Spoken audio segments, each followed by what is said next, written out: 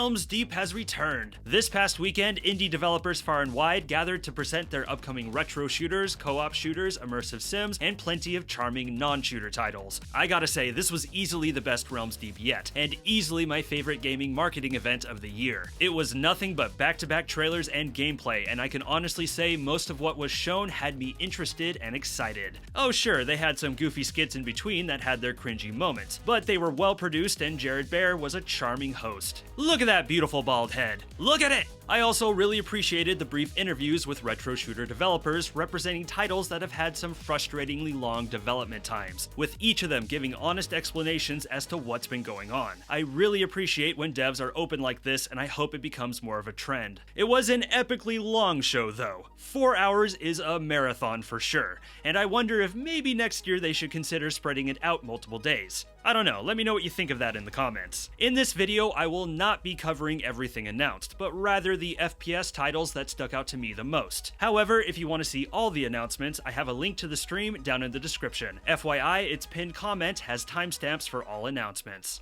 Alrighty, let's dive into the realms. Who wants to play? Announced at the tail end of the 4-hour stream, the long-awaited DLC Aeon Fury Aftershock. Originally announced in 2020, this one has suffered delay after delay, and fans have been impatient as hell. So what a great surprise to finally have this drop. It might be a little bit before I can cover this one, but G-Man currently has a review up. I recommend checking it out. And while we're on the subject of Aeon Fury, we also got a look at its anticipated follow-up, Phantom Fury, with an emphasis on its interactivity and immersive sim qualities. And as a nice surprise, its demo was released on Steam. It probably would have been more exciting though if the demo wasn't underwhelming. Yeah, unfortunately the demo is full of bugs, and personally I thought the combat was underwhelming. However, I've played plenty of rough demos that turned into excellent games, and the overall direction of this one seems to be on the right track. We got a new trailer for Viscerafest sporting more of its twitchy, vibrant action, at a peek at its darker side. I reviewed the first early access build for this one a few years back and enjoyed its tough-as-nails gameplay and humorous story. Unfortunately, Viscerafest has had some development setbacks. However, its developer has persevered and gotten this one back on track for a 2024 release, and I can't wait to get my ass handed to me by it again. Sulfur was unveiled earlier this year during the PC Gaming Show, and I was immediately charmed by it. Its adorable visuals remind me of one of my favorite animated shows ever, Adventure Time. And in the words of its hero, the gameplay looks absolutely mathematical, with a lean into RPG mechanics, with lots of cute guns, cute loot, cute enemies, and cute delivery people. Its Realms Deep trailer was actually the same one used for the PC Gaming Show, so hopefully we get more of a look at this one soon. The world's most famous toy maker. Twisted Tower is described as BioShock meets Willy Wonka, and while I'm not seeing a whole lot of chocolate or little singing orange people, its trailer is certainly full of nightmarish whimsy and Art Deco doom. This creepy movement shooter challenges you to climb to the top of the Twisted Tower, with dynamic levels and murderous clowns being your obstacles. Twisted Tower promises multiple pathways through it and a bevy of upgrades for your weaponry, and I have to say, its deranged atmosphere and twitchy gameplay is making it hard for me to resist. I think I'll play this one with a big purple hat and a bag full of sweets. Doopity-doo. Retrospace. Retrospace is a wild-looking game. Described as a disco-punk horror, it looks like a cross between Franz Kafka, The Thing, and System Shock 2. It's an immersive sim with an emphasis on stealth, with your enemies looking like horrific insect-like mutants, and I'm digging its dissonant atmosphere that looks hilarious and utterly horrific. This is the sort of unique and bizarre that I love to try, although I might need a shower after this one. Ugh. Here, take this. I call it the Atomic Space Shifter. If anything goes wrong, not that it will. Macabre is a co-op stealth extraction horror game with a spooky plot revolving around time travel. The extraction genre is a crowded one at the moment, but Macabre's beautiful visuals and horror-driven gameplay might be a welcome breath of fresh air for it. And as my longtime viewers know, I do like to get a little sneaky every now and then. No release date yet for this one, but hopefully we get a better look at its gameplay soon.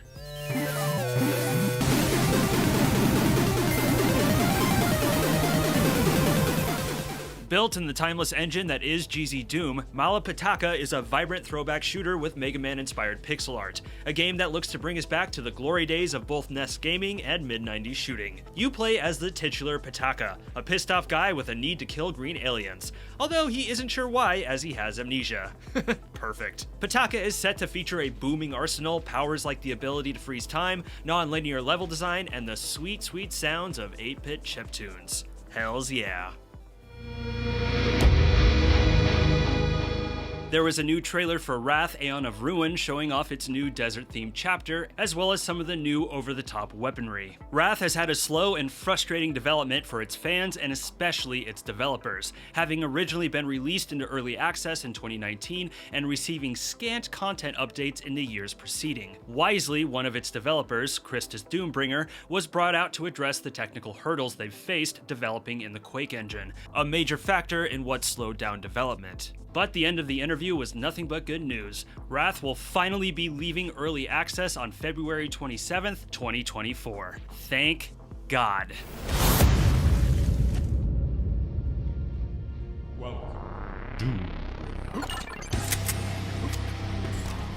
Speaking of Doombringer, we got a look at Doombringer Episode 2. This is another one I reviewed a few years back and found it to be a fun gem that pushed the Quake engine to impressive limits. It's also been a multiplayer favorite amongst the retro shooter community. Episode 2 looks to be bringing more of the same and then some, with more colorful levels, fearsome traps, and towering bad guys. The only bummer is I can't pronounce its title. The Chaos World of Hlavayank? Klaatu Niktu. Cultic was one of my favorite games of last year, and while it's looking like it's gonna be a bit of a wait for its Chapter 2, its developer, Jazzaw's Games, surprised us with a new content update, featuring a brand new interlude level, a bridge between Chapter 1 and 2, showing off some of the new mechanics to be featured in the upcoming chapter. Interlude is available right now, so if you're a Cultic fan, go download it and have yourself a Splatfest. Plunge us into everlasting darkness. A pleasant surprise was the unveiling of Prodeus' new DLC campaign, The Elder Veil, a trailer that lit a fire under my ass because I am long overdue to review the 1.0 release. My bad on that. So many games, so little time. The trailer showed off its bright Greek mythology theme environments, which is a cool change of pace from the Doom-inspired horror sci-fi settings of the main campaign. There's a new chain hook mechanic reminding me of Doom Eternal's meat hook, as well as a few new weapons to an already packed arsenal. It looks beautiful and ridiculously fun, and I'm sure the Prodeus map community is eager to get their hands on its assets. We got a look at Project Warlock 2's upcoming chapter, Redhead Redemption, showing off its new playable character as well as its dystopian western setting. There is a new demo for it out right now, so definitely give it a peek. But what was a really big surprise was the announcement of Project Warlock Lost Chapters, a whole new episode for the first Project Warlock to celebrate its 5th anniversary. Unfortunately, we won't be seeing it until next year, but we'll have Chapter 2 of Warlock 2 to tide us over until then. Rolling along with the content updates, Incison, the nastiest shooter out there that I adore, unveiled its new chapter and it's looking just as beautifully horrific as the first. Not sure when this one is dropping, however its first level is currently available to get our meaty hands on. Go check it out.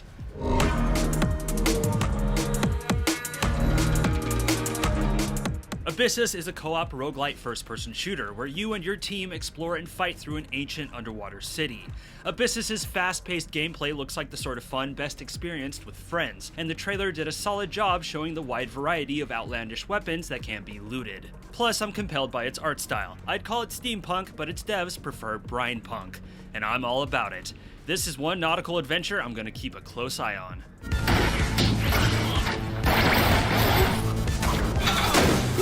Mullet Madjack is another wild-looking title, featuring a hyperactive anime-inspired art style and gameplay that looks like every 90s arcade game I've ever played. The twist to Madjack is that you will die in 10 seconds unless you get a kill, meaning you have to speed through its randomly generated levels as fast as you can and be as violent as humanly possible. And so far, it looks like a seizure-inducing fun time. It's probably wise to be good and caffeinated for this one.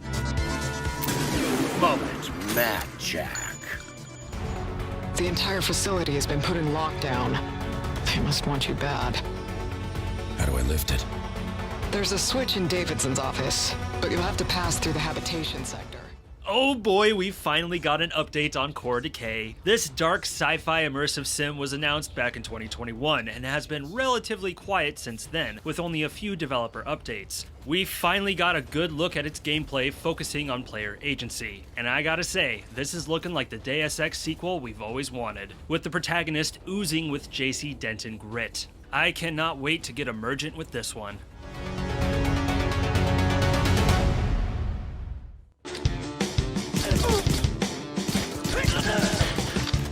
Agent 64 is a game looking to recreate the look and feel of classic N64 shooters, GoldenEye and Perfect Dark, and judging by its 2021 alpha demo, it's well on its way to success. The big news is that it will feature split-screen multiplayer for both PvE and PvP.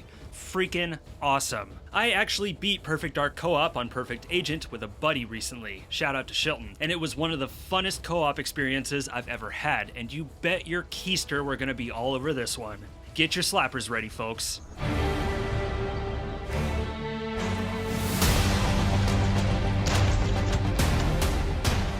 Coming to us from Apogee Entertainment, Wizordum is a retro fantasy FPS, putting you into the hood of a mage on a violent and adorable quest to track down the source of chaos. As you might be able to tell, Wizordum takes inspiration from mid-90s shooters, in particular Heretic and Hexen, with lots of fast-paced, magic-based combat and klepto-looting. Its gameplay is already looking good and addictive, and those graphics are nothing but sweet nostalgia to my eyes.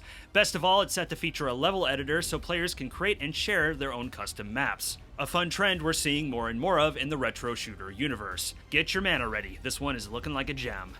Kingpin Reloaded, the remaster of the cult shooter with a big old potty mouth, was revealed 3 years ago, and since then there's been pretty much no news on it outside of the Discord sphere. And finally, we got a proper look at it, as well as a sit down with the developer explaining the technical hurdles that slowed development down. Once again, I really appreciate that. The new version is set to feature ultra-wide support, rebalanced gameplay, and 4K resolutions at 60 frames per second. I have to admit, I'm not seeing a ton of graphical improvements past the lighting. But that being said, I never played the original Kingpin, so I'm not all that fussed. Now, if only we can get some news on Sin Reloaded, which was originally announced alongside it. Blast your senses return! Let him smack!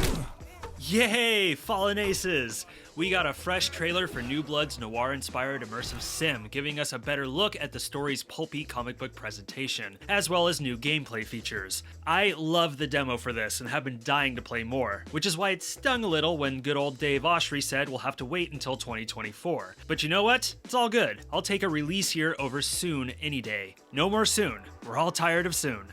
Kill the intruder.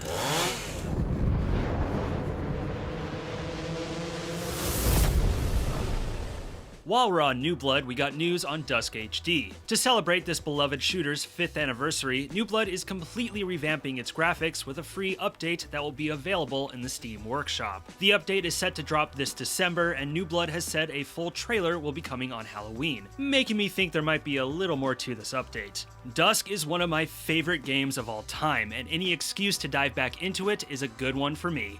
Worthy. Graven, like Wrath, is another title that has had a long and rocky development. The fantasy shooter slash-em-up, initially billed as an immersive sim that's really more of an action RPG, was a fun but flawed time when it was first released in early access back in 2021. Since then, there's been some decent content updates, including the co-op mode that me and my Discord mod, shout out to Sulfur, enjoyed but were let down by its buggy state. However, I'm happy to say my worries for this one have been eased a bit by the new trailer, giving us a look at Graven's upcoming new environments, enemies, and weaponry. Best of all, it was revealed the game will be leaving early access January 23rd, 2024. Phenomenal. I'm excited to see how this one turns out.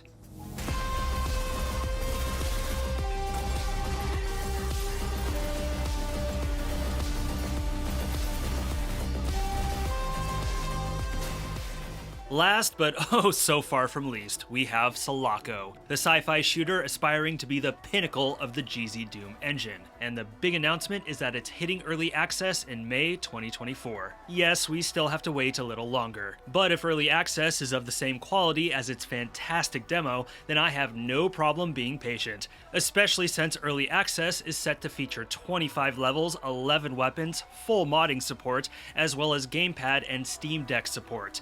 Hot damn. If you haven't had a chance to check out Selaco, I highly recommend downloading the demo off of Steam.